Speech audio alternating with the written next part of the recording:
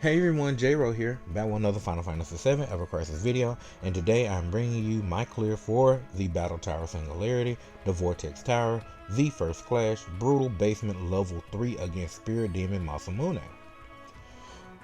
Alright, so, as always, before we get started, if you could please go ahead and hit that subscribe button and click that notification bell so you can be notified when I post new videos.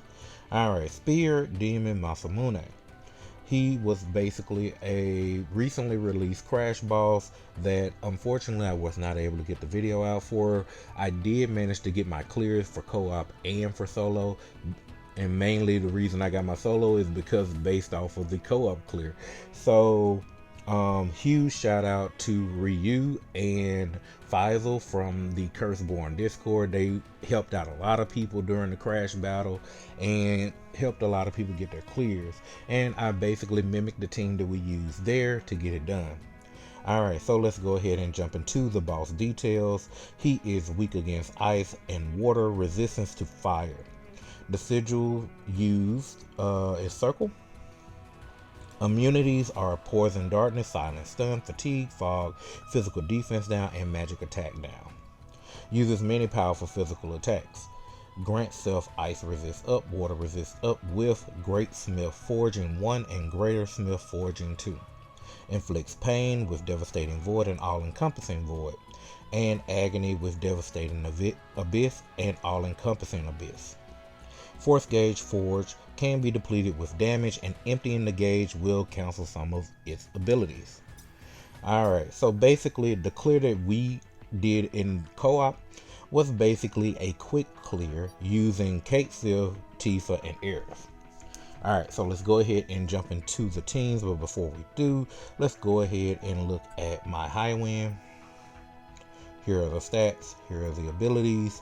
Tifa stream is maxed out completely. Aerith stream is maxed out completely. And Kate Sylph is missing 9 nodes. Alright. Let's start off going into Aerith. And Aerith is using her festive crimson attire, giving her reprieve and New Year's protection. Reprieve is something that all 3 characters have to have for this quick clear to work. In the main hand, we're running the Terror's Rod. This allows us to get our ice resist down maximum, and our abilities of HP and buff debuff extension. Next up, we have the Citric Wand. This will be used to raise the ice damage up of Tifa, giving our abilities of magic attack and buff debuff extension. Next up, we have the Princess Guard, giving us our 3 ATB boost and of course a 30% heal. Then the R abilities of heal and regen boost. On the sub equips, we needed an ATB boost weapon, so here we go with the bamboo ring, giving us that R ability. Then last but not least, the Bahamut Greatsword for physical attack all allies and physical ability potency, and Tranquility for physical attack all allies.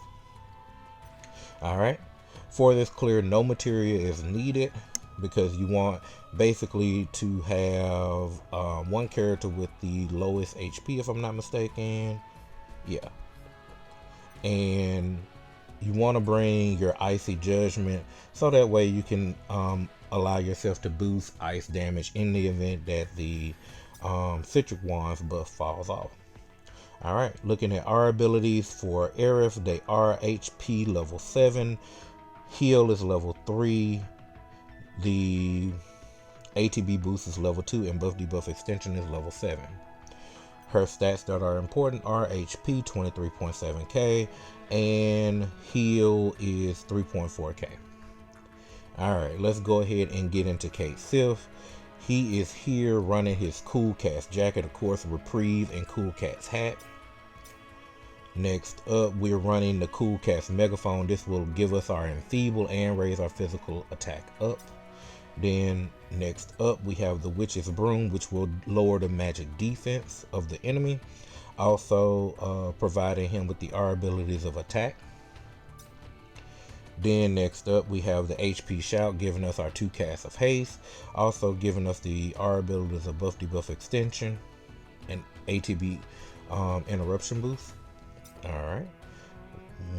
On sub equips, we have him running the Rocket Lance for attack all allies and buff debuff extension, the Blade of the Worthy for attack all allies ability potency, and the String Saber for physical attack all allies.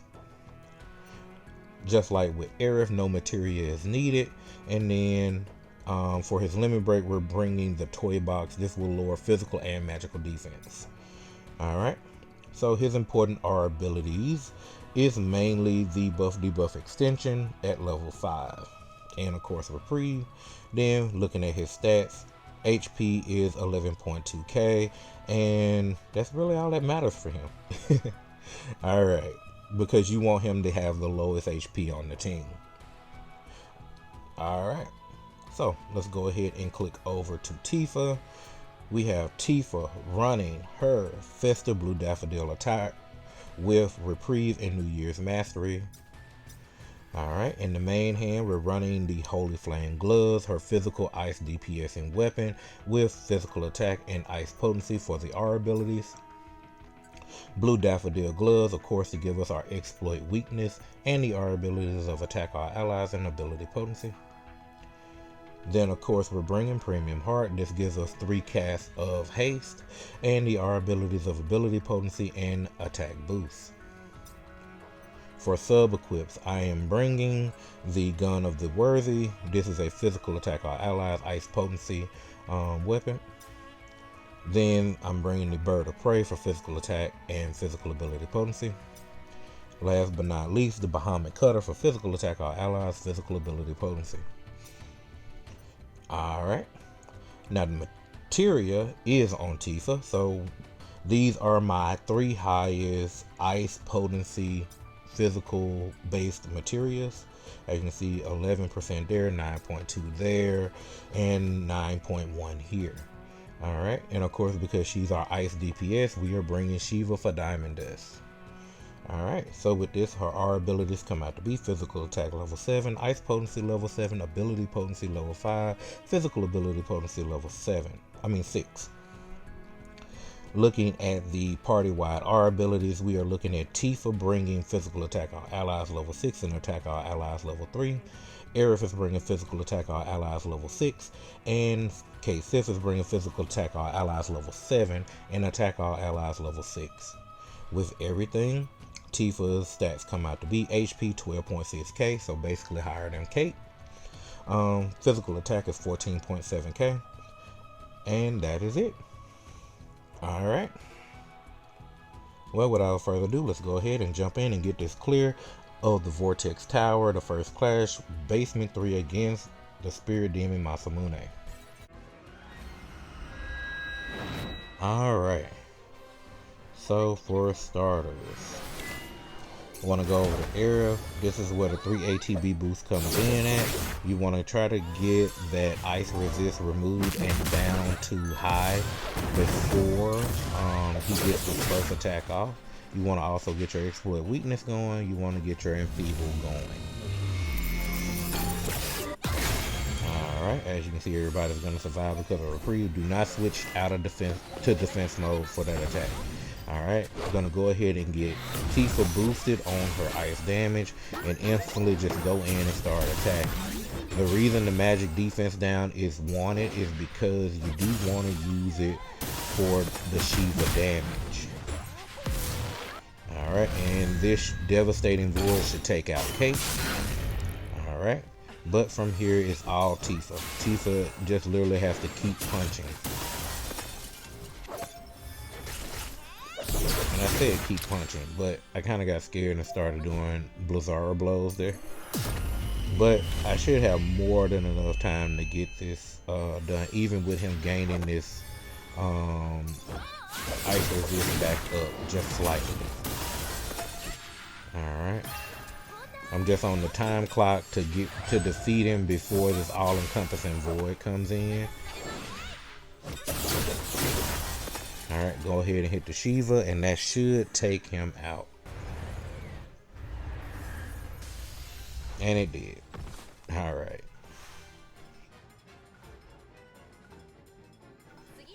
Alright, and there you have it. That is how we take down the Battle Tower Singularity, the Vortex Tower, the first class, brutal, basement level 3 against Spirit Demon Masamune, using the quick clear method.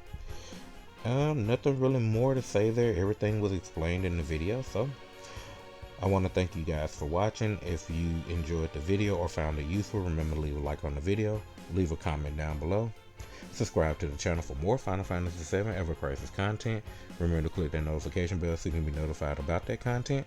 And I'll see you in the next one. Later.